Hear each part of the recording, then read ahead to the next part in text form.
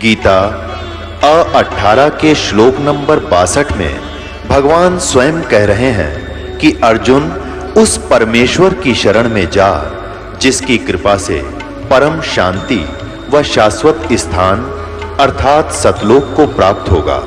वो परमेश्वर कौन है, कहां है, कैसा है, जानने के लिए कृपया अवश्य सुनिए जगत गुरु तत्वदर्शी संत रामपाल जी महाराज के अमृत वचन।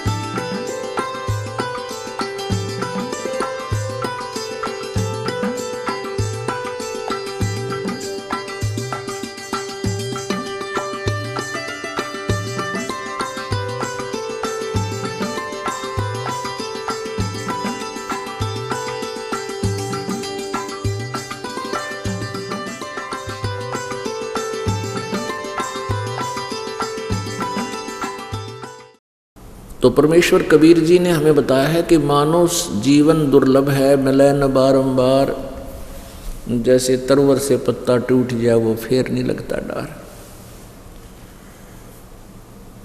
मानुष जन्म पाए के जय नहीं रटे हरि नाम, जैसे कुआ जल बिना फिर बनवाया क्या काम। परमात्मा कबीर जी ने ये वो समय सेलेक्ट किया था कि इसमें सभी प्राणी अपने पुण्यों को अक्षीण करके महादुखी हो जाएंगे, और जब तक ये प्राणी सुखी है ये परमात्मा नहीं चाहता, बाकी सारी बकवाद चाहता है। अब क्या होगा कि परमेश्वर कबीर जी का और इस काल भगवान का ब्रह्म का एक वायदा हुआ था। इस काल भगवान ने प्रार्थना की थी परमेश्वर कबीर जी से कि हे प्रभु, आप 3 युगों में जीव ना ले जाना, कम ले जाना, और चौथे युग कलयुग में आप जितने इच्छा हो अपना ज्ञान दे करके, अपनी भक्ति समझा करके आप कितने ही प्राणियों को ले जाना। ये भी प्रार्थना की थी ब्रह्म ने, परम अक्षर ब्रह्म से, यानी कबीर देव जी से इस काल भगवान ने कि हे प्रभु, एक दया और करना, जो आपके ज्ञान को स्वीकार करे, आपकी भक्ति स्वीकार करे, वो तो आपके होंगे, और जो आपकी भक्ति को स्वीकार नहीं करे, मेरी भक्ति करे, तो वो मेरे ही रहेंगे। आप जोर जबरदस्ती ना करना। परमात्मा ने कहा भाई ठीक है, क्योंकि ये जोर जबरदस्ती का मार्ग नहीं है, क्योंकि सब इच्छा से जो वहाँ जाना चाहेगा उसी को ले जाया जाएगा, और जो यहाँ रहना चाहेगा सब इच्छा से तो इच्छा तो यहीं रखेगी उसको। तो हमने इच्छा अपनी सतलोक की बनानी है। अब जैसे कल के सत्संग में भी आपको बताया था कि हमारी यहाँ से मृत्यु तो कंपलसरी है, ये तो आपको भी पता है, लेकिन आप जी जो छोटी उम्र के हैं, वैसे तो बिना ज्ञान के 90 वर्ष का है, वो भी नहीं इतना जोर देता दिमाग पर कि मृत्यु हो जाएगी। अब जैसे कोई 10-20 वर्ष का बालक है, 50-25 का, 30 का, वो तो यूँ सोचा है अभी मृत्यु होगी नहीं, क्योंकि 80, 90, 60, 70, 80 साल तक तो जीवित रहते ही हैं। तो 10-20 वर्ष के बालक ने तो 50-60 वर्ष भी बहुत ज़्यादा दिखाई देते, और आप जो 60-70 के हो रहे हैं वो इन्हें सोचे हैं ये भगवान 80-90-100 वर्ष तक तो जीवित मनुष्य का जीवन रहता ही है, अभी और भी आयु है मेरी। अपनात्मा, यही समस्या हमें परमात्मा से, यही जो हमारी इच्छा धारणा गलत है, ये भगवान से दूर रखती है। कबीर परमेश्वर जी कहते हैं, नहीं भरोसा देही का, नहीं भरोसा देह का, ये विनस जावे छन माही, भाई श्वास उश्वास में नाम जपो और यतन कछु नाही। आप देखते हो बहुत से ऐसे प्रमाण हैं, जैसे अभी सन 2010 में ही पोलैंड देश का एक पूरा मंत्रिमंडल, जिसमें 96 सदस्य थे, 87 सदस्य थे जो मंत्रिमंडल के एक जहाज में, और कुल 95-96 व्यक्ति थे। वो जहाज क्रश हो गया, एक्सीडेंट दुर्घटनाग्रस्त हो गया, सारे मर गए। तो उनकी कितनी आशा थी, कितनी इच्छाएं थी, और वो वापस सोच रहे थे वापस आएंगे, ये करेंगे, वो कानून पास करेंगे, वो फैसला कर देंगे, उसको ऐसे कर दें, किसी का बुरा किसी का अच्छा, उन्होंने सोच रखा था। और उन भोली आत्माओं को अपना ही नहीं पता कि तुम कितने दिन के मेहमान हो यहाँ पर।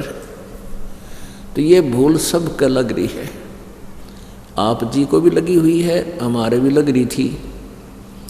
अब हमारी तो भूल मालिक ने मेट दी, और आप जी की ये भूल समाप्त करने के लिए दास की ड्यूटी लगा दी, तो दास अपना कर्तव्य कर रहा है।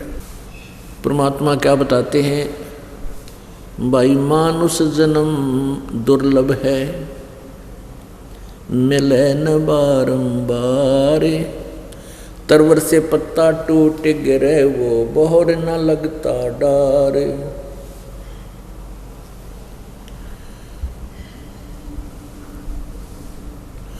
राम रटत कोड़ी भलो, चू चू पड़े जो चाम, ये सुंदर शरीर किस काम का, जा मुख नाही नाम। कबीर जिव्या तो वाए भली, जो रटे हरि नाम, ना तो काट फेंक दियो, ये मुख में भलो ना चाम।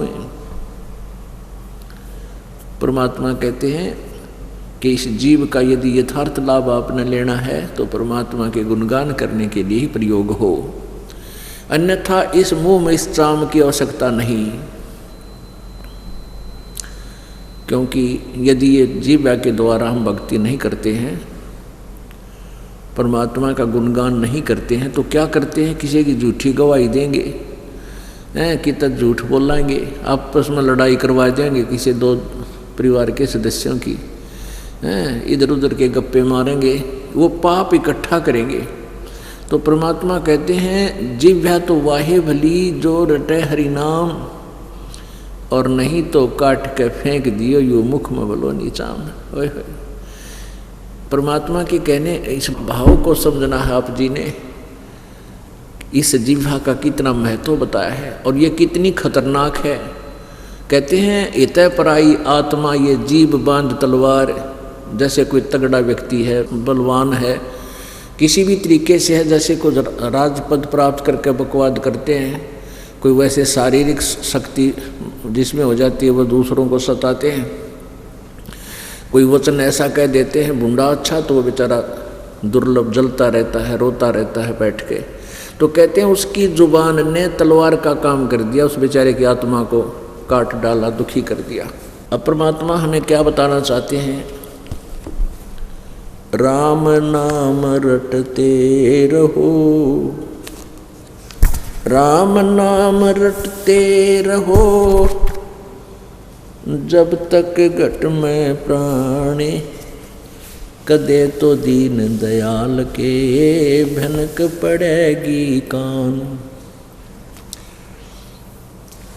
पुण्यात्मा परमात्मा कबीर देव जी, सारी सृष्टि के रचनहार कुल मालिक, अपने उस सुख स्थान सतलोक को त्याग कर पृथ्वी के ऊपर आए सन 1398 में, संवत 1455 ज्येष्ठ सुदी, जेठ उतरते की पूर्णमासी को, और भारतवर्ष के काशी शहर में बने एक लहर तारा तालाब के अंदर कमल के फूल विकसित थे। वो परमात्मा सतलोक से चलकर आए, उस लहर तारा तालाब में विकसित कमल के फूल के ऊपर एक नवजात शिशु का रूप धारण कर लिया।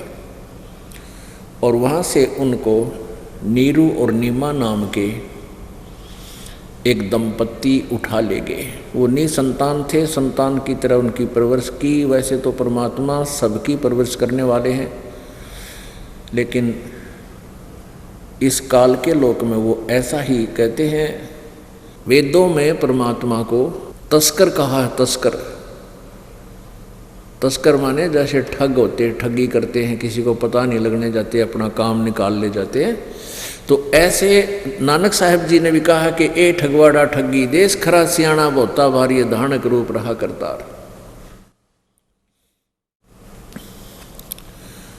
तो ऐसे वो परमात्मा सतलोक से चलकर आए, एक नवजात शिशु का रूप धारण किया और एक जुलाहा दंपत्ति जिनका नीरू और नीमा नाम था भगवान को ले गए।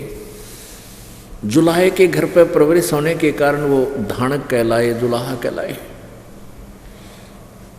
परमात्मा खुद कहते हैं अपनी अमृतवाणी में कि मात पिता मेरे कछु नाही, ना मेरे घर दासी, और जुल्हाए का सुत बेटा आन कहाया, अरे जगत करे मेरी आसी। मुझे मेरा मजाक उड़ा रहे हैं कि भगवान कहे, यो भगवान कहलाता है। लोग इसको भगवान, क्योंकि जो मालिक की शरण में आए, जिनको ज्ञान हुआ, जिनके दुख दूर हुए, तो वो पुण्यात्मा कहा करते तो भगवान उतर रहे हैं, ये तो परमात्मा आए हैं। परमात्मा कबीर जी के शिष्य जो थे, जिनको सुख होता था, क्योंकि परमेश्वर जी के पास आते ही परमात्मा कबीर जी उनको नाम दिया करते, बेटा भक्ति करो। और कुछ तो दुख उन पुण्यात्माओं, उस दुखी आत्माओं के मालिक का आशीर्वाद लेते ही दूर हो जाते थे कबीर जी का। और कुछ एक भक्ति करने से, कुछ एक दान धर्म की विधि बताते थे, वैसे करने से तो ऐसे सभी सुखी होने लगे। तो कबीर जी को, कबीर परमेश्वर जी की शरण में आए अनुयायी जो महादुखी सुखी हुए, वो कहा करते थे अन्य प्राणियों को, अन्य व्यक्तियों को कि भाई भगवान आ रहे हैं, परमात्मा उतर रहे हैं। हमारे घर पे इतना दुख था, मेरा पत्नी बीमार थी, मेरा बेटा बीमार था, मेरी बेटी को ये कष्ट था, हमारे पर ऐसा कर्जा हो गया था, और कुछ ही दिनों में हम सब सुखी हो गए। भाई हमारे भगवान हैं, ये परमात्मा है। तो दूसरे लोग मजाक किया करते थे, अगर देखो इस दानक को ये भगवान कहते हैं, आशा करते, दांदरे का अड्डा करते, हा हा हा, देखिए इस दानक को परमात्मा बता रहा है ये। तो वो लोग क्या मजाक करते थे कि ये तो वहाँ नीरू नीमा को मिला है, ये किसी ऐसे कोई डालगी इसको शर्म के मारी, इसकी माता पिता का भी पता कोई ना। तो कबीर परमात्मा जब वो लोग मजाक किया करते, ये कहते थे मात पिता हमरे नाही, ना मेरे गरदासी, जुल्हे का सुत आन कहा, या जगत करे मेरी आसी। मैं दानक बनकर दानक का रोल कर रहा हूँ, इसलिए जनता मजाक कर रही है। और ना तो मेरे माता पिता भाई, ना मैंने कोई पत्नी स्वीकार की। अपने आत्माओं, आज हम इस कलयुग में माया के पीछे इतने स्पीडतन लग गए, इतने अंधे हो गए हम, ना तो हम शर्म कर रहे हैं, ना कोई आगा पीछा देखते हैं, ना भाई बहन को देखता है, ना बहन भाई को देखती है, सिर्फ अपना ही स्वार्थ देखा जा रहा है। माता पिता की तरफ से भी श्रद्धा इस माया ने गणी हटा दी। तो परमात्मा कहते हैं माया इस जीव की सबसे बड़ी शत्रु है, और तुम तत्व ज्ञान से अपरिचित होने के कारण ये भूल गए हो कि जो तुम्हारे प्रारब्ध में है वही तुम्हें मिलेगा, उससे अधिक न तो आप ग्रहण कर सकते। और मान लीजिए कोई तगड़मबाजी करके 1,00,000-2 लाख रुपये इधर उधर से ऐंठ भी लिए, तो वो ऐसे ही जाएंगे, क्योंकि आपके भाग्य में नहीं है। और परमात्मा कहते हैं यदि तेरे भाग्य में कुछ नहीं है और तू अपने सोच से, अपने क्रियाओं से धनी बनना चाहता है, वो कौन सा तरीका है जीव का, 2 नंबर का काम कर लूँ, मिलावट कर दूँ, दूध में पानी डाल दूँ और जैसे रिश्वत ले लूँ, इस प्रकार से हम धनी बनना चाहते हैं, या चोरी कर लूँ, डाके मार लूँ, ये धनी कभी नहीं हो सकते, ये भूल है आपका। इस तरह धनी नहीं हुआ जा सकता। मान लीजिए आपने 1-2 लाख रुपया इकट्ठा कर भी लिया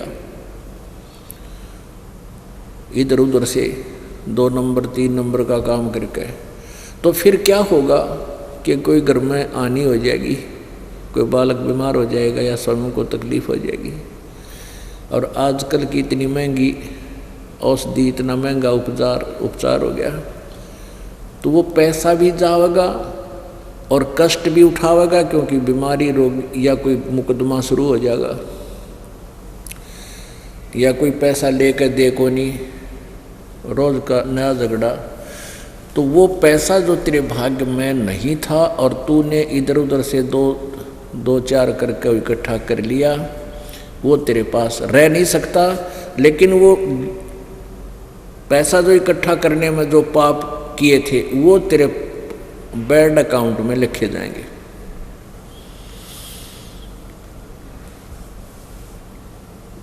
और वो तुझे भोगने पड़ेंगे। जब आपको परमात्मा के इस ज्ञान का निश्चय हो जाएगा, उस समय आप पाप कमाने से डरने लगोगे। वैसे डर नहीं बनता। पुण्यात्माओं, हम इतने दूर हो गए आत्म ज्ञान से। जब भारत आज़ाद हुआ उस समय और उससे पहले भी लोग बहुत नेक थे। राजा लोग भी नेक थे, कर्मचारी अधिकारी भी बहुत ईमानदार होते थे। वो रिश्वत नहीं लेते थे, डरते थे भगवान से। एक राजनेता का उदाहरण हम पढ़ा करते थे। पहले ये लाइट वगैरह नहीं थी, दीपक होते थे, और एक राजनेता को ये दीपक यानी जलाने का तेल भी गवर्नमेंट से मिलता था। जैसे रात्रि के समय भी वो काम करते थे राजनेता। कहते वो राजनेता रात्रि में अपना कोई सरकारी कार्य का काम काज पढ़ रहा था, कोई फाइल देख रहा था, उसका मित्र आ गया। उसके मित्र के आते ही उसने वो सरकारी तेल वाला जो दीपक बंद कर दिया और दूसरा जगा लिया। तब उसने पूछा कि क्या इसमें तेल खत्म हो गया था, आपने दूसरा दीप जला दिया? उस राजनेता ने कहा कि नहीं, ये सरकारी तेल है। जब तक मैं सरकारी कार्य कर रहा था तो मैंने सरकारी तेल का प्रयोग किया। अब मैं प्राइवेट बात करूँगा तो ये मेरा अपना निजी दीपक है, अपनी जेब से तेल डालता हूँ, अब मैं इसका प्रयोग करूँगा। और अब क्या हो गया, आपके समक्ष है, आग लगी और तेरा गजब हो। ऐसा जालिम समय आ गया।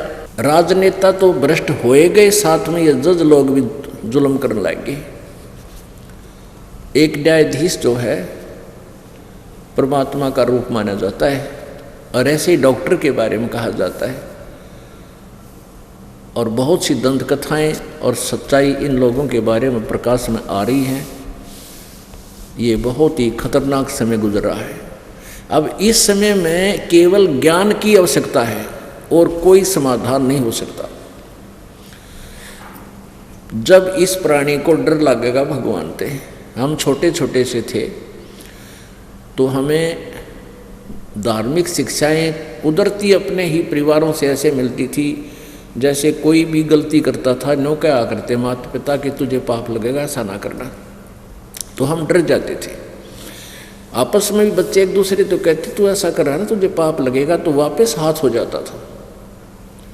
और आज कोई किसी को कहे कि तू शराब मत पी, चोरी ना कर, छोटे बच्चे आपस में भी कहते हैं कि तुझे पाप लगेगा, तो क्या कहता है, लगने दे लगने दे।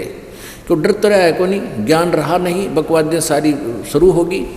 तो अब ये धीरे धीरे इस ज्ञान से ही समाप्त होगा।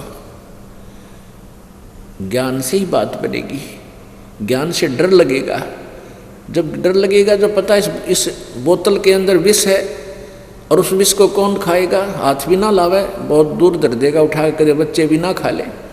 तो रिश्वत और 2 नंबर के कार्य का जो पैसा आप अपने घर में प्रयोग करते हो, कुछ दिनों के बाद आपको अपने परिवार को विष देने की जरूरत नहीं पड़ेगी, वो विष का काम करेगा। बहुत से प्रमाण देखे इस दास ने।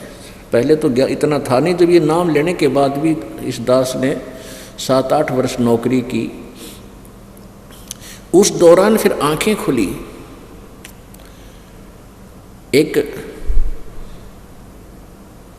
एक कमिश्नर रिटायर होने वाला था। रिटायर होने से 6 महीने पहले उसने लड़की की शादी की। एक कमिश्नर किसी संस्था का था, अलग जो सरकारी संस्था का। तो उसने 6 महीने पहले लड़की की शादी की और उसमें सभी अपने अंतर्गत सरकारी अधिकारियों को आमंत्रित किया। अब लड़की का ब्याह तो उन्होंने कर दिया, कोई 10,000 रुपये दे आया, कोई साड़ी ले गया, कोई कंगन बनवा ले गया, कोई काना के, कोई बूंदी, ये नरे। उसने उद्देश्य यही था कि ये अब कर दूं काम वक्त है, ऊपर के ऊपर शादी हो जाएगी। और उसके अतिरिक्त भी उसने उस समय, आज से 20 वर्ष पूर्व, अपनी बेटी के ब्याह में 3.5 लाख रुपए लगाए। कोई कार दी, कुछ और दिया। फिर क्या हुआ कि वो रिटायर हो गया 6 महीने के बाद। उसके 6 महीने बाद, यानी 1 वर्ष के बाद, लड़की को तलाक मिल गया, छोड़ दी उसके पति ने। अब दोबारा लड़की की शादी करे तो 7 लाख लाने पड़ेंगे, जब होगी वही हो जा शादी। उन दुष्टों को जैसे उन्होंने अपना क्रम बिगाड़ लिए, दहेज दान का इतना रिवाज बढ़ा दी। आप हार्ट अटैक होकर मर गया इस दुख में। और अब क्या होगा उसके साथ? जो बकवाद कर रखी सारे जीवन में कि तो गधा बनेगा, बोरा धरेंगे उसके ऊपर, लठ लगेंगे, पाई पाई का हिसाब, एक नए पैसे का अकाउंट उसने सबका देना पड़ेगा। तो पुण्यात्माओं, हम मजाक समझते हैं परमात्मा की बातों से, क्योंकि हमें अभी तक समय पर रोटी मिल रही है, समय पर आहार मिल रहा है, समय पर अच्छे काचे वस्त्र पहनते हैं, बकवाद करते हैं। और जब परमात्मा की जब मार पड़ेगी आपके ऊपर कर्मों की, फिर रोया करोगे, फिर कुछ नहीं बनेगा, बहुत देर हो चुकी होगी। उसके लिए परमात्मा हमें अभी बात याद दिलाते हैं। मानुष जन्म दुर्लभ है, ये मिले न बारंबार, तरवर से पत्ता टूट गिरे, वो बहुर न लगता डार। कबीर नौबत आपनी 10 दिन डोह बजाए, ये परपटन ये गली बहुर न देखो आए। परमात्मा लगभग 600 वर्ष पहले काशी में एक जुलाहा धाड़क की भूमिका किया करते थे। उसमें अपनी अमृतवाणी सच्चिदानंद घनम ब्रह्म की वाणी का उच्चारण किया करते थे, जनसाधारण को समझाया करते थे। कहीं पर भी चौराहे पर खड़े हो जाते थे, आवाज़ लगाने लग जाते थे, अपनी वाणी बोलने लग जाते थे। जैसे आप देखते हो ये कोई तमाशा वगैरह दिखाने वाले, कोई रीछ बंदर नचाने वाले या कोई सौदा बेचने वाले अपना आवाज़ लगाते हैं, देखो ये कैसा अच्छा कपड़ा है, देखो ले लो ले लो। तो ऐसे अपने सौदे, अपने भगवान के सौदे को, वो अपने भगवान के माल को, यानी अपनी अमृतवाणी को लोगों के सामने बोलकर सुनाया करते थे।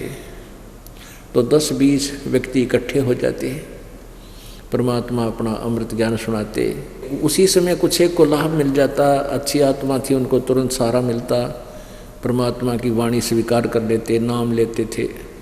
तो ऐसे मालिक ने अपनी जगह जगह जा कर के ये प्रचार किया, सत्यवाणी का ज्ञान दिया और अपने ही जानकारी आप ही बताई प्रभु ने आकर के।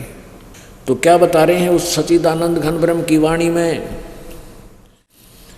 कबीर जिन घर नौबत बाजती, ये मंगल बनते बार, एक हरि के नाम बिना ये गए जन्म सब हारे।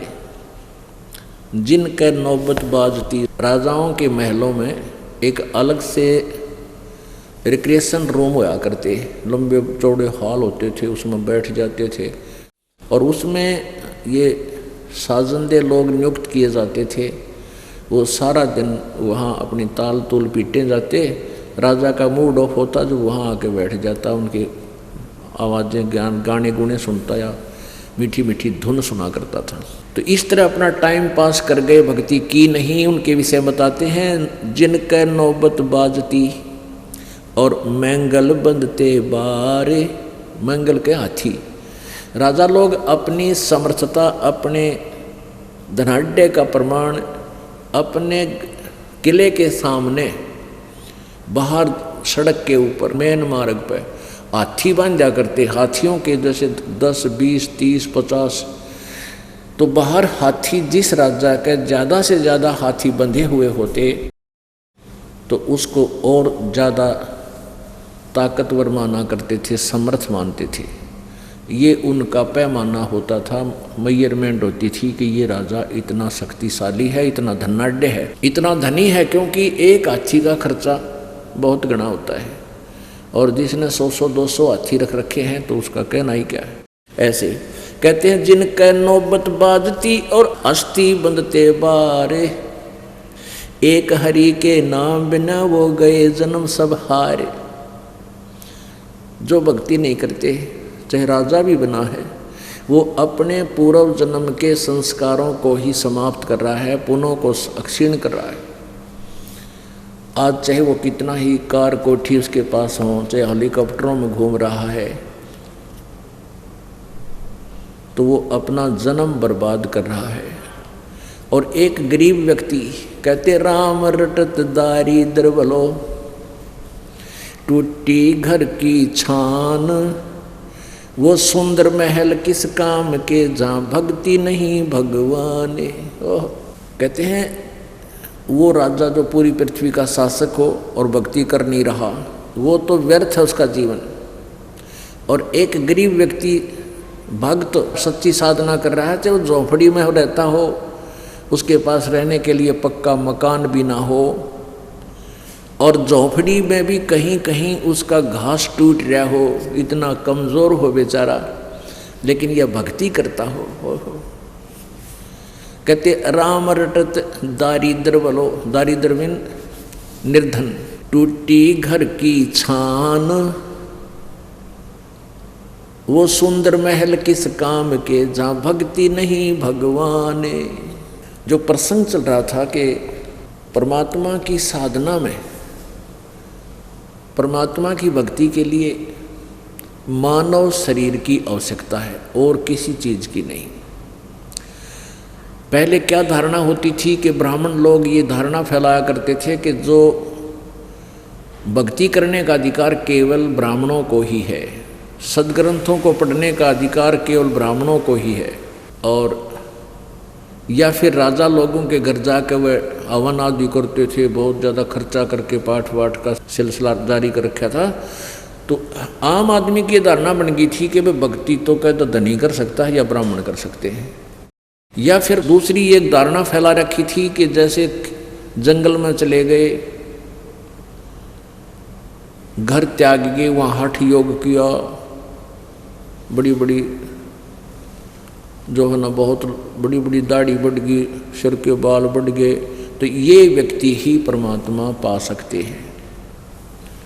कोई खड़ा होकर तपस्या कर रहा है, कोई किसी तरह कर रहा है।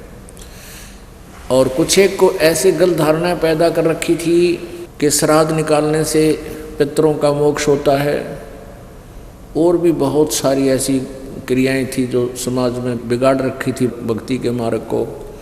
तो परमेश्वर कबीर जी ने आकर के ये सब इसीलिए किया था कि एक गरीब के घर आए और एक गरीबी में जीवन जिया। तो परमात्मा यही बताना चाहते थे कि परमात्मा की भक्ति करने के लिए ना तो उच्च कुल की आवश्यकता, कोई ये सोचे ब्राह्मण वर्ग में ही, ब्राह्मण वर्ण में ही भक्ति होती है, नहीं। और कोई ये सोचे कि जंगल में जाकर ही भक्ति होती है, वन में चले गए, गुफा बना ली, कि नहीं। परमात्मा की भक्ति किसी भी जाति, किसी भी मजहब में उत्पन्न प्राणी कर सकता है जिसके पास सत्य भक्ति है। गरीब से गरीब कर सकता है, अमीर से अमीर कर सकता है, रंक और राजा भी कर सकता है। जो राजा भक्ति नहीं कर रहे वो जीवन व्यर्थ कर रहे हैं, जो रंक भक्ति कर रहा है वो अपना जीवन सफल कर रहा है, और जो रंक साधना नहीं कर रहे हैं वो अपना जीवन व्यर्थ कर रहे हैं, और जो राजा भक्ति कर रहे हैं वो अपना जीवन सफल कर रहे हैं।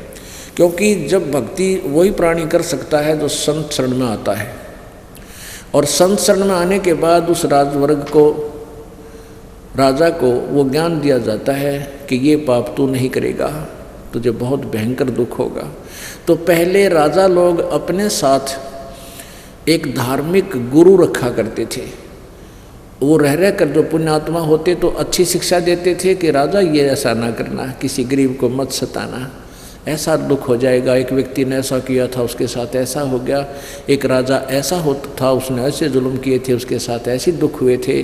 तो ऐसी कथाएं सुनाकर राजा को सेट रखता था। अब इन राजाओं के साथ रहते हैं चापलूस लोग, जो अपने स्वार्थ सिद्धि के लिए ये कुछ भी करते रहे, राजा उनको शाबाशी देते रहते हैं, बहुत अच्छा किया, वो आपने तो कमाल कर दिया। वो अपना उल्लू सीधा करने के लिए जब राजा उसकी प्रशंसा सुनकर खुश हो जाता तो कहते हैं ये दस्तक करियो जी, एक छोटा सा काम वो फट कर दे। तो अब तो स्वार्थी लोगों के साथ रखते हैं, न्याय करते हैं दुष्ट आत्मा राजा लोग, और पहले धार्मिक गुरुओं को साथ रखा करते थे। वो उनको समय समय पर कहते थे कि तू सदा राजा नहीं रहेगा, और राज पा करके पाप करता तुझे भोगने पड़ेंगे, पशु बनेगा, पक्षी बनेगा। तो डर के काम करा करते।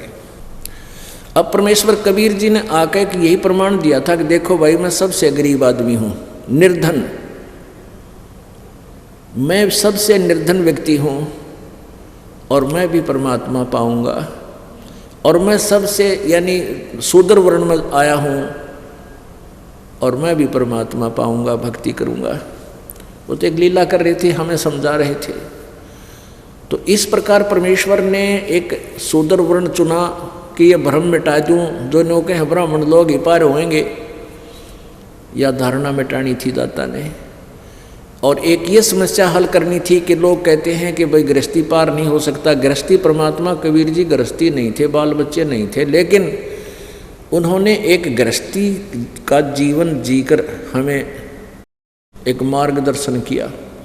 एक लड़का 13 वर्ष की आयु का मृत्यु को प्राप्त हो चुका था, उसको जल प्रवाह कर दिया था उनके घर वालों ने। क्योंकि कुछ ऐसे कबीले हैं, ऐसा कोई जन समुदाय है जो न तो वो ज़मीन में गाड़ते हैं, न सभा करते हैं, वो फूंकते नहीं, वो जल प्रवाह कर देते हैं। अपनी क्रियाक्रम के आधार से एक फ्लोटिंग बेड़ा सा बना के, एक घास फूस का एक बना के और लंबा सा उसके ऊपर लिटा देते हैं, 100 साइज का ही, 100 के आकार का इतना लंबा बना करके उस पर लिटा करके, और जल प्रवाह यानी दरिया में डाल देते। तो दरिया में बहता हुआ मुर्दा फिर जा कर के वो समुद्र में पहुंच जाता, और वहाँ मछलियाँ उसके मांस को खा लेती। उनका मानना है कि ऐसे उसको पुण्य मिल जाएगा, उसके शरीर से कुछ जीव जंतु तृप्त होंगे। तो एक लड़के की ऐसे मृत्यु हो गई थी, उस कबीले ने, अपने परिवार के कुल के लोगों ने उसको जल प्रवाह कर दिया था। एक शेख तकी नाम का सिकंदर लोधी दिल्ली के बादशाह का पीर था, वो कबीर परमात्मा से ईर्ष्या रखता था, और सिकंदर लोधी को विश्वास हो चुका था, क्योंकि सिकंदर लोधी के कई दुख दूर कर दिए थे प्रभु ने, कबीर परमेश्वर ने। अब वो राजा जो अपना धार्मिक गुरु रखता था, उसका नाम था शेख तकी। वो शेख तकी नीच व्यक्ति था, वो अपने स्वार्थवश ही राजा का गुरु बना हुआ था, उसने अच्छी शिक्षा नहीं देता था। तो शेख तकी ने कबीर परमात्मा से ईर्षा शुरू की। तो राजा ने पूछा कि शेख तकी जी, आप किस पर क्यों नाराज रहते हो? तो शेख तकी ने कहा कि आपने ये दूसरा गुरु बना लिया है, ये मुझे खटक रहा है। ये हिंदू है तो मुसलमान है, ये है वो है। तो सिकंदर लोधी ने कहा कि ये भगवान है, ये अल्लाह का रूप है मेरे लिए। मेरा बहुत असाध्य रोग था, आशीर्वाद से ठीक किया। मैंने रामानंद नाम के महर्षि का सिर काट दिया था, कत्ल कर दिया था उसका, इसने मेरे सामने जीवित कर दिया। अब ये परमात्मा है। तो शेख तकी ने कहा था, मैं जब मानूंगा मेरे सामने कोई मुर्दा जीवित कर दे। अब उस शेख तकी की इस जिद को परमात्मा ने किस प्रकार पूरा किया। वो लड़का दरिया में बहता हुआ जा रहा था, 13 वर्ष का शव, बालक का शव एक उस पे घास फूस के ऊपर। तो तब परमात्मा ने उस बच्चे को हजारों व्यक्तियों के सामने जल से निकाल कर जीवित कर दिया था आशीर्वाद से कि हे जीवात्मा जहाँ भी है तू कबीर हुक्म से इसमें प्रवेश कर बाहर आ जा। तो वो लड़का सभी ने कहा था कि कमाल कर दिया, कमाल कर दिया। कबीर परमेश्वर जी ने उस बालक को अपने साथ रखा था, अपने पुत्र की तरह पाला, अपने पुत्र की तरह रखा। ऐसे ही उसी शेख तकी सिकंदर लोधी के गुरु की लड़की मृत्यु को प्राप्त हो चुकी थी 10-12 वर्ष की, उसको कब्र में दबा दिया गया था। तो इस शेख तकी ने यह कंडीशन रख दी कि यदि मेरी लड़की को ये जीवित कर देगा कबीर तो मैं मान लूंगा ये अल्लाह का पैगंबर है। तो परमात्मा ने उस कब्र को फुड़वा कर कबीर जी ने उस 12-13 वर्ष की बालिका को जीवित कर दिया था, सबके सामने, हजारों व्यक्तियों के सामने। सबने कहा था कमाल कर दिया, कमाल कर दिया। लड़की का नाम कमाली रख लिया। लड़की ने अपने पिता शेख तकी के साथ जाने से मना कर दिया और 1.5 घंटे तक प्रवचन किया वहाँ हजारों लोगों के सामने कि ये परमात्मा अल्लाह आए हुए हैं, ये पूर्ण ब्रह्म है, ये कबीर हैं। और अपने पिता को धिक्कारा था कि तू मेरा पिता नहीं है, तू शत्रु है भगवान का, इनके साथ तो द्वेष रखता है और मेरे असली पिता मुझे मिल गए, मैं अपने पिता के साथ रहूँगी। तो ऐसे कबीर जी के 2 बालक, मुँह बोले बालक थे, कमाली नाम की बेटी और उस लड़के का नाम भी कमाल रख दिया था जो दरिया में जीवित किया था। दरिया से बहता हुआ शव आ रहा था, मुर्दे को जीवित किया था। तो ऐसे परमात्मा के 2 तो माता पिता, मुँह बोले नीरू और नीमा माता पिता और कमाल और कमाली बेटा बेटी, ये परिवार था। पहले नीरू नीमा जो है अपना कपड़ा बुनते थे, फिर वो वृद्ध हो गए तो परमात्मा उनके अपने जैसे पुत्र काम किया करे साथ में सहयोग देने लगे और फिर जुलाहे का कार्य करने लगे। तो परमात्मा क्या करते थे कबीर जी, जैसे जितना कपड़ा बुनते थे, कपड़े की जो मेहनताना आता था उसमें से अपने घर के खर्च के लिए ले आते थे खाद्य सामग्री और शेष को भंडारा कर देते थे। जैसे 1 हफ्ते में और 10 रुपये की कमाई होगी, पहले इसी होया करते थे। मेहनताना बुनाई का होता था, कुछ पैसे देते थे, कुछ वैसे दाने दे देते थे, गेहूँ दे देते, चने बाजरा ज्वार दे देते थे। तो परमात्मा क्या करते थे कि अपने घर का जो खर्चा होता था वो रख लेते थे और बाकी को भगता में भंडारा करवा देते थे, सारा लगा देते थे। तो पुण्यात्मा, जब हम परमात्मा के मार्ग को अच्छी तरह समझ लेंगे तब ही हम इस मार्ग पर चल पाएंगे। अब हम दान करते हुए भी डरते हैं, कहीं हम भूखे ना मर जावें, कहीं मेरे बालकों को ऐसे ना हो जावे, इन बच्चों का क्या होगा। इस अध्यात्म मार्ग पर, इस आध्यात्मिक सफ़र में आपने केवल परमात्मा के ज्ञान को आधार बनाना होगा। अपनी तगड़मबाजी इसमें नहीं लगानी चाहिए यदि आप परमात्मा का पूर्ण लाभ प्राप्त करना चाहते हो। ये आप अपने जो है ना नोट कर लेना कि तक खास किसी डायरी के कोने में।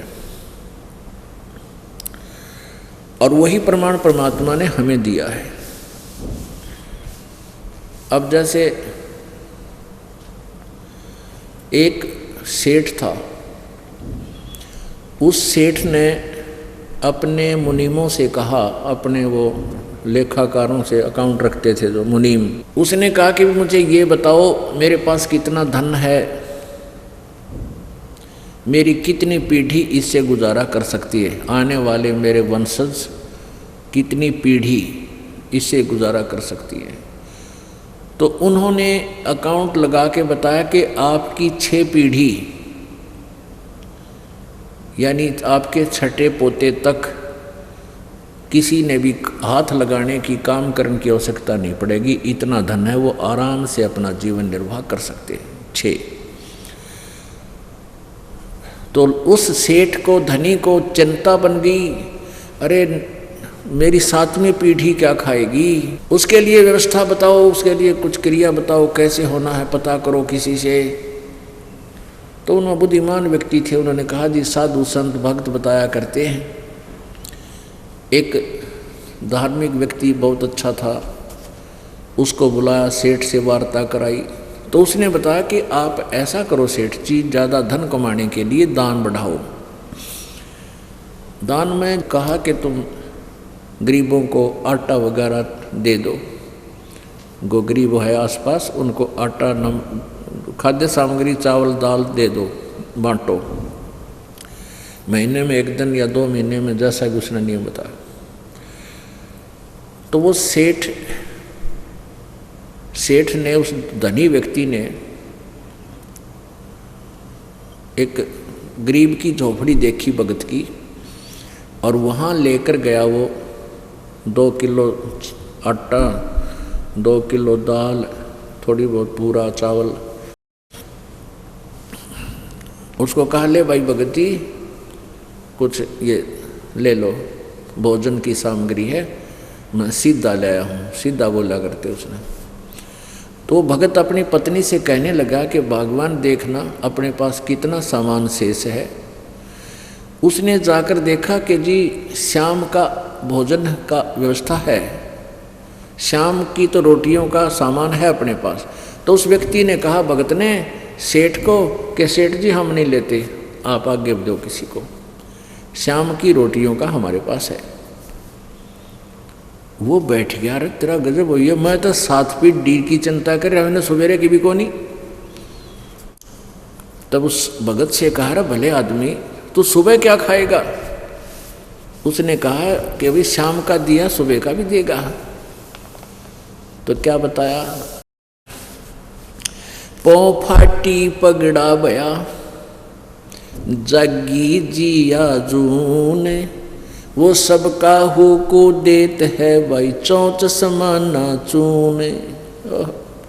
कहते हैं सुबह होती है, सब्जियाँ जून जाग जाती है, कहते हैं सबको चौंच समाना चून, चिड़िया को, कब्बर को, थोड़े उनको जो आहार है वो देता है, और शेर खर्च है मान ले मनुष्य का उसको भी देता है, और 1 मन हाथी खाता है प्रतिदिन एक टाइम पर, उसकी भी व्यवस्था वो परमात्मा ही करता है।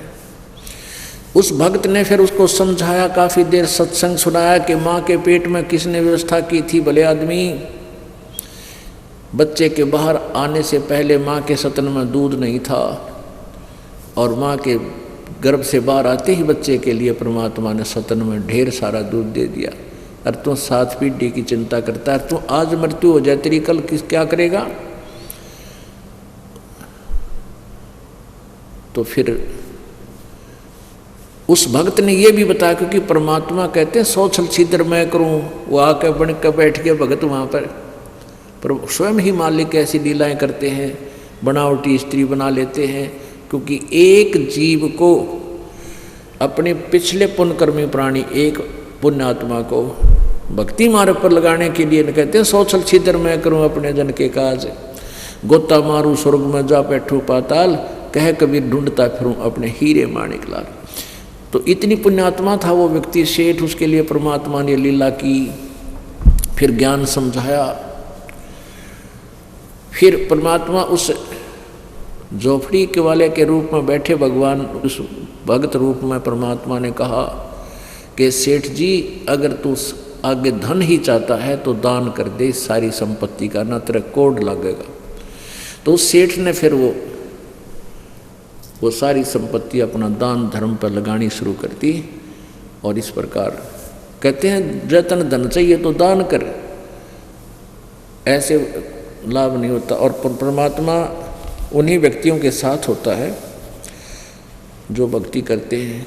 कबीर परमात्मा कहते हैं कल्पे कारण कौन है, कर सेवा निकाम, और मन इच्छा फल देवेगा जो पड़े धनी ते काम। आप भक्ति करते हो, सेवा कर रहे हो, दान कर रहे हो, सत्संग श्रवण करते हो। अब आपका बालक कहीं सफर में है, और एक्सीडेंट हो गया उस जिस गाड़ी में वो है, तो वहाँ धनी का काम है, वहाँ चाहे राष्ट्रपति हो, चाहे प्रधानमंत्री, चाहे मुख्यमंत्री, चाहे आम व्यक्ति, वहाँ कोई बचाव नहीं कर सकता, केवल परमात्मा बचा सकता है। तो यहाँ कहते हैं कि तुम कल्पे कारण कौन है कर सेवा निकाम। सेवा माने पूजा, यानी पूजा के अंदर सारी व्यवस्था आ जाती, सेवा कहो चाहे पूजा कहो, साधना कहो। तो कहते हैं कल्प, ये तो मन में ये उथल पुथल मत रखा कर है, कदे न्यू ना हो, कहीं ऐसा ना हो, कहीं ऐसे हो जाए। कहते तुम जो हमने कहा तू ऐसे करता रहे और फिर देखना मन इच्छा फल देवेगा, जो पड़े दनीते का। परमात्मा से कितना मांगना चाहिए? साईं इतना दीजियो जिसमें कुटुंब समावे, हम भी भूखे ना रहें, अतिथि न भूख हो जाए। अब परमात्मा से मांगना, परमेश्वर ने ही हमें बताया कि क्या मांगो तुम, कि हे प्रभु इतना दीजिए जिसमें कुटुंब समावे। कुटुंब समाने का अर्थ है रिक्वायरमेंट ऑफ फैमिली, यानी परिवार की आवश्यकताओं की पूर्ति हो जाए, उसको कहते हैं कुटुंब समाना। अब आवश्यकता के किस किस चीज की है आपके घर पे, तो वो परमात्मा ही आपकी पूरी करेगा। और हम भी भूखे ना रहें, अतिथि ना भूख हो जावे। अब पुण्यात्मा परमात्मा कबीर जी हमारे लिए एक उदाहरण पेश करके गए कि अभी मैं कति गरीब आदमी था, बहुत निर्धन था, मैं बहुत निर्धन हूँ, और दान धर्म करते थे, घर पे कोई संग्रह नहीं करते थे, और साथ में भक्ति मार्ग का प्रचार भी करते थे। अब भक्ति मार्ग के प्रचार में जैसे अब दास के साथ हो रहा है, ऐसे ही परमात्मा के साथ होता था। परमात्मा कबीर जी कहते थे सच्चाई, और वो नकली गुरु, नकली आचार्य, नकली महर्षि, वो कहा करते कि जुलाहा झूठा है, ये वेदों और गीता के विरुद्ध बोलता है, ये पुराणों के विपरीत बात करता है, ये हिंदू धर्म का विरोधी है। उधर से मुसलमान कहा करते ये मुसलमान धर्म का विरोधी है, ये झूठा है, कपटी है, कुरान शरीफ के बारे में गलत बोलता है, हजरत मोहम्मद से ऊपर भी कोई और अल्लाह बताता है, कुरान शरीफ में वर्णित अल्लाह से भी ऊपर कोई और भगवान बताता है, ये अपने आप को खुदा कहता है, ये दुष्ट है, दुश्मन है। तो पुण्यात्माओं, इस प्रकार परमात्मा के बहुत से विरोधी हो गए थे, और वो ज्ञान चर्चा में तो फेल हो गए। वो ज्ञान चर्चा में तो सामने आते नहीं थे, और भोली जनता जो थी वो ये कहा करते थे कि भाई कबीर जी वेदों गीता के विषय में नहीं जानते, क्योंकि ये अशिक्षित हैं, और हमारे गुरु ब्राह्मण ऋषि महर्षि ये संस्कृत भाषा को जानते हैं, वेद गीता और पुराण संस्कृत भाषा में लिपिबद्ध हैं। तो कबीर जी वेदों के विरुद्ध ही बोल रहे होंगे, क्योंकि ये संस्कृत नहीं जानते। और हमारे पूर्वज पहले संस्कृत भाषा कोई भाषा जानते ही नहीं थे, वो तो अशिक्षित थे, अपनी सिंपल लैंग्वेज बोला करते थे। तो उस समय उन नकलियों का दाव लग गया, उन्होंने कबीर परमेश्वर के इस ज्ञान को ऊपर नहीं आने दिया।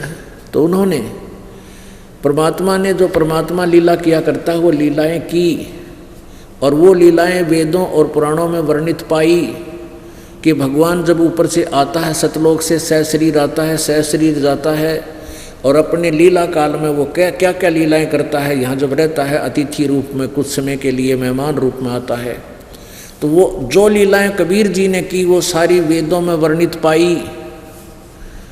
तो पुण्यात्माओं, आज हम अपने भगवान को पहचान सके। जब इन काजी और मुल्लाओं ने और हिंदुओं के ब्राह्मणों ने हर तरह से कोशिश कर दी कि कबीर ज्ञान में तुमसे आगे है, भले ही तुम संस्कृत को बोलने वाले हो, लेकिन जनसाधारण कबीर जी की वाणी को अधिक महत्व देता है।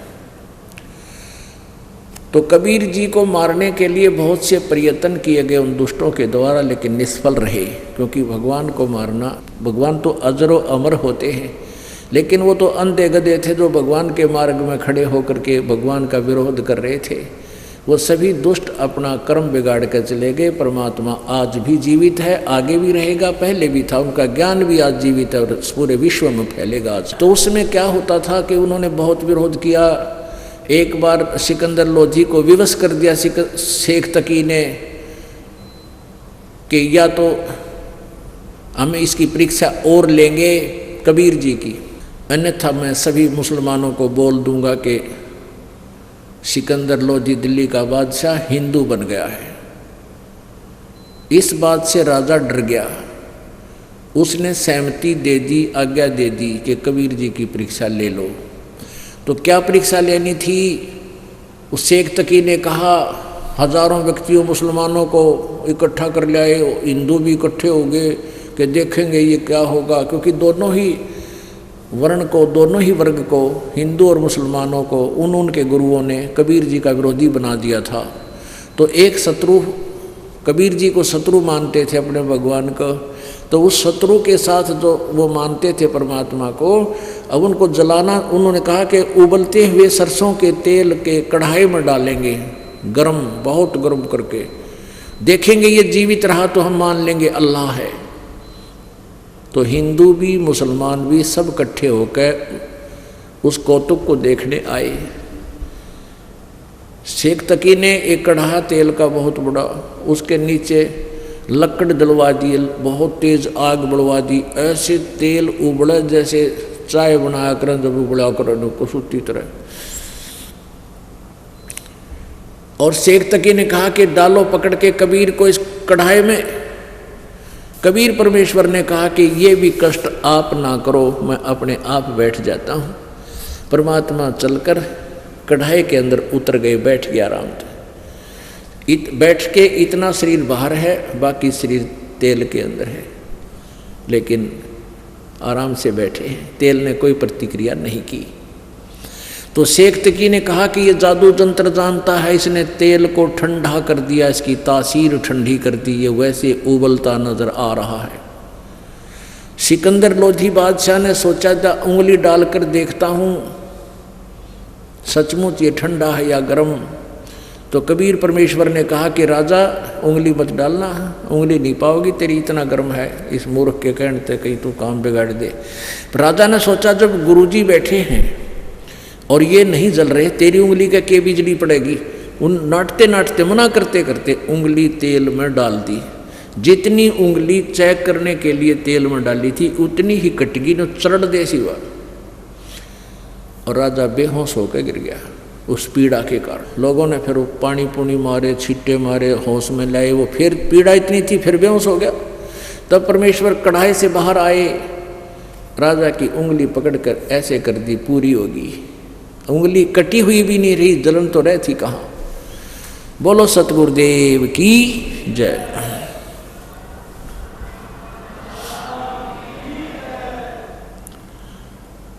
अब शेख तकी का तो मुंह लटक गया, उसकी तो मां सी मर गई।